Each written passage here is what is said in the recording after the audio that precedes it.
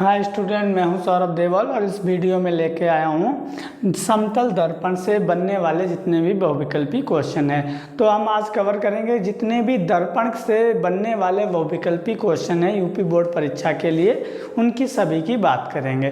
ठीक है, तो सबसे पहले हम दर्पण की बात कर लेते हैं। दर्पण क्या होता है? जिसका एक भाग परावर्तक तल हो तथा दूसरे भाग पर पॉलिश हो, वह हमारा दर्पण कहलाता है। जिसका एक भाग क्या होता है? परावर्तक तल हो और दूसरा भाग पर पॉलिश हो, तो वो हमारा दर्पण कहलाता है। ठीक है, तो परावर्तक तल क्या होता है? परावर्तक तल बोल देते हैं, पृष्ठ बोल देते हैं। तो जिस पर प्रकाश किरण पड़ती है और पड़ने के बाद परावर्तित हो जाती है, उस तल या उस पृष्ठ को हम बोलते हैं परावर्तक तल या पृष्ठ। ठीक है, तो अगर किसी का एक भाग परावर्तक तल है और दूसरे भाग पर पॉलिश है, तो वह क्या कहलाएगा? दर्पण कहलाएगा। ठीक है, तो दर्पण कितने प्रकार के होते हैं? दर्पण जो हैं वो 5 प्रकार के होते हैं। दर्पण 5 प्रकार के होते हैं। नंबर 1 समतल दर्पण, नंबर 2 गोलीय दर्पण, नंबर 3 बेलनाकार दर्पण, नंबर 4 परवलयाकार दर्पण और नंबर 5 दीर्घवृत्ताकार दर्पण।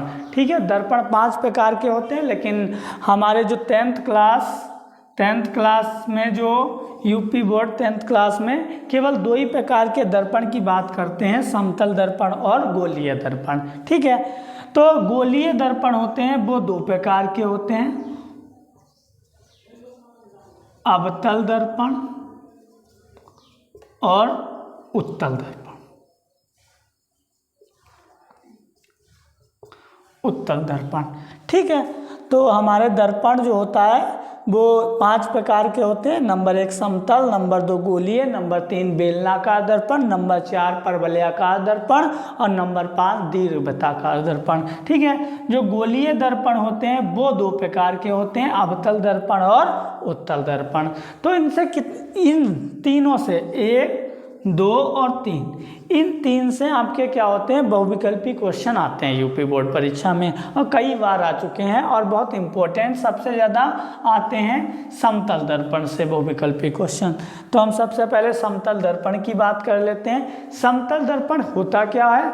जिसका परावर्तक तल समतल हो, प्लेन हो, उसे बोलते हैं समतल दर्पण। ये आपका क्या है? समतल दर्पण है। जिसका तल क्या हो? प्लेन हो या समतल हो, समतल दर्पण कहलाता है। जैसे हम लोग अपने चेहरे को शीशे में देखते हैं घर पे, तो वो जो शीशा होता है उसे वो ही आपका समतल दर्पण होता है। ठीक है, तो समतल दर्पण आपके क्या होते हैं, क्या इसकी खासियत होती है, उससे क्या क्या क्वेश्चन बन सकते हैं, उनकी बात कर लेते हैं।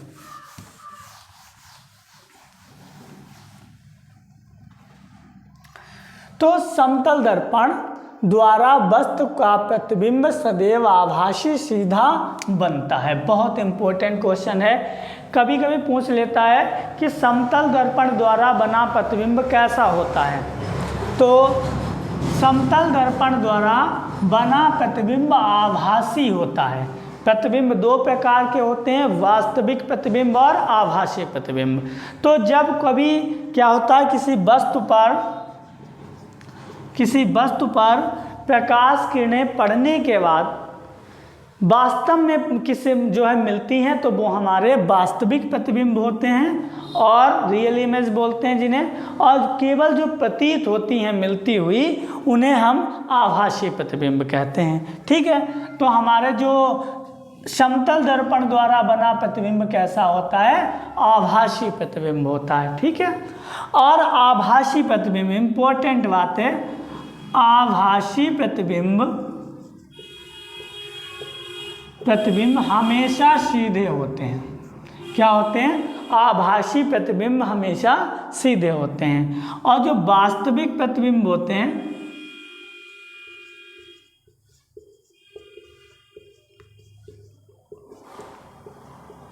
वो हमेशा उल्टे होते हैं।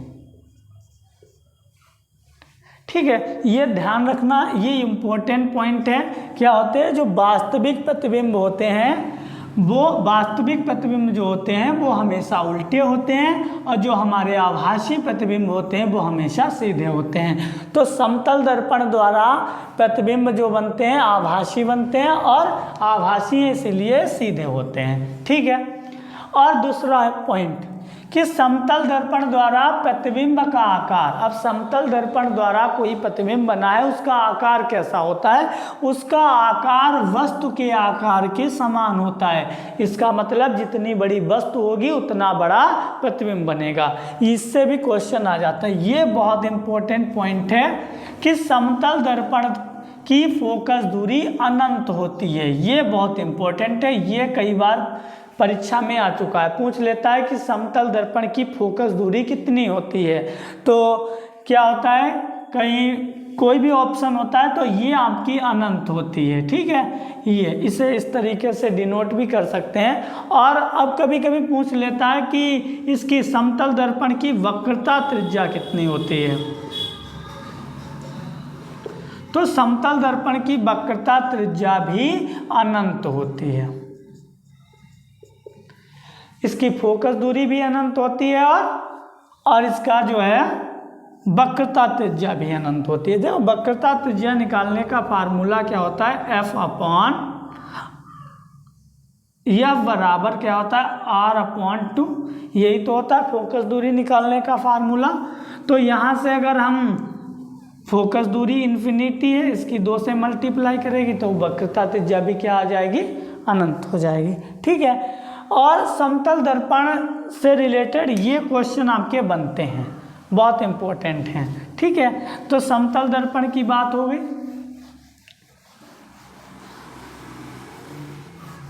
अब इसके बाद बात कर लेते हैं गोलीय दर्पण क्या होते हैं।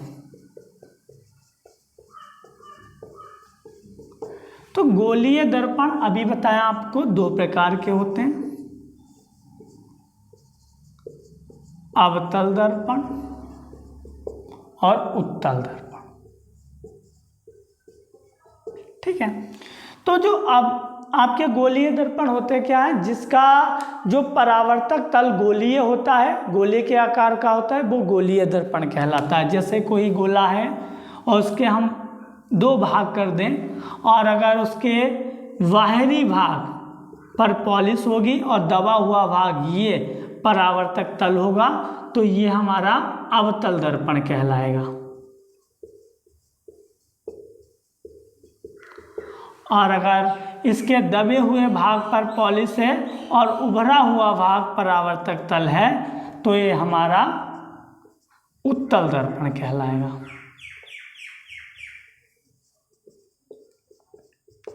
ठीक है, तो जो हमारे गोलीय दर्पण होते हैं वो 2 प्रकार के होते हैं, अवतल दर्पण और उत्तल दर्पण। अगर दबा हुआ भाग परावर्तक तल है तो अवतल दर्पण, और अगर उभरा हुआ भाग परावर्तक तल है तो उत्तल दर्पण।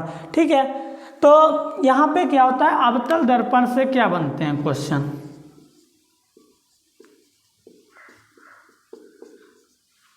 अवतल दर्पण द्वारा बने प्रतिबिंब कैसे होते हैं, वास्तविक होते हैं या आभासी।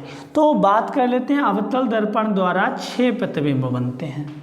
ठीक है, तो अवतल दर्पण द्वारा 6 प्रतिबिंब बनते हैं। 5 प्रतिबिंब जो होते हैं वो वास्तविक होते हैं, और 1 जो प्रतिबिंब होता है आभासी होता है। 1 प्रतिबिंब आभासी होता है। ठीक है, तो इसकी जो फोकस दूरी होती है अवतल दर्पण की, वो सदैव निगेटिव होती है। ठीक है, ये क्वेश्चन बन सकते हैं अवतल दर्पण से। और जो उत्तल दर्पण द्वारा 2 प्रतिबिंब बनते हैं, और दोनों प्रतिबिंब हमेशा कैसे होते हैं, आभासी। आभासी होते हैं। देखो, ये वास्तविक 5 प्रतिबिंब हैं तो ये उल्टे बनेंगे, और ये आभासी है तो ये सीधा बनेगा। तो क्वेश्चन यहाँ से आता है कि अवतल दर्पण द्वारा प्रतिबिंब हो सकता है, तो आपके सीधे भी हो सकते हैं और उल्टे भी हो सकते हैं, लेकिन जो उत्तल दर्पण द्वारा प्रतिबिंब बनते हैं वो हमेशा आभासी बनते हैं, और आभासी बनते हैं इसीलिए ये सदैव सीधे होते हैं। ठीक है, ये सीधे होते हैं। तो हमारे क्या होते हैं, समतल दर्पण द्वारा भी प्रतिबिंब सीधे बनते हैं और आभासी बनते हैं, उत्तल दर्पण द्वारा भी प्रतिबिंब सीधे और आभासी होते हैं। ठीक है, यहाँ पर जो अवतल दर्पण है इसकी फोकस दूरी हमेशा ऋणात्मक होती है, और जो उत्तल दर्पण है इसकी फोकस दूरी धनात्मक होती है। ठीक है, फोकस दूरी क्या होती है, दर्पण होता है, दर्पण के जो है ध्रुव से और फोकस तक की दूरी फोकस दूरी कहलाती है। ठीक है, जैसे ये समतल दर्पण है, ये आपकी क्या है, मुख्य अक्ष है, ये जो बिंदु होता है दर्पण के मध्य बिंदु को दर्पण का ध्रुव कहते हैं, और ये गोला जो बनता है, गोले का केंद्र होता है, उसी केंद्र को हम वक्रता केंद्र बोलते हैं, और दर्पण के ध्रुव और वक्रता केंद्र के मध्य बिंदु को ही हम बोलते हैं मुख्य फोकस। ठीक है, और यहाँ से यहाँ तक की दूरी आपकी फोकस दूरी कहलाती है। ठीक है, ये आपका डिटेल है। तो इनसे ही आपके दर्पण से अगर कोई भी बहुविकल्पी क्वेश्चन आएगा वो इनसे ही बनेगा, इसके अलावा नहीं बनेगा। ठीक है, अगर आप इतना तैयार कर लेते हैं तो आप लोगों को दर्पण से रिलेटेड जितने भी बहुविकल्पी क्वेश्चन हैं वो बन जाएंगे। अगर कोई आपको डाउट होता है तो आप कमेंट कर सकते हैं, हम उससे रिलेटेड आपको सोल्यूशन दे देंगे। और अगर आपने पार्ट 1, ये पार्ट 2 है, पार्ट 1 अगर ना देखा हो उसमें थोड़ी क्लियरिटी अच्छी नहीं है, लेकिन हाँ वो बिल्कुल समझ में आ जाएगा अगर कायदे से देखेंगे। प्रकाश से बनने वाले बहुविकल्पी क्वेश्चनों की बात की थी हमने उसमें। ठीक है, अगर ना देखा हो तो आप लोग देख लें। ठीक है, आगे अन्य वीडियो भी मिल जाएंगे, मैथ्स से रिलेटेड भी आएंगे। इसी तरीके से आप लोग जो है बने रहें। धन्यवाद।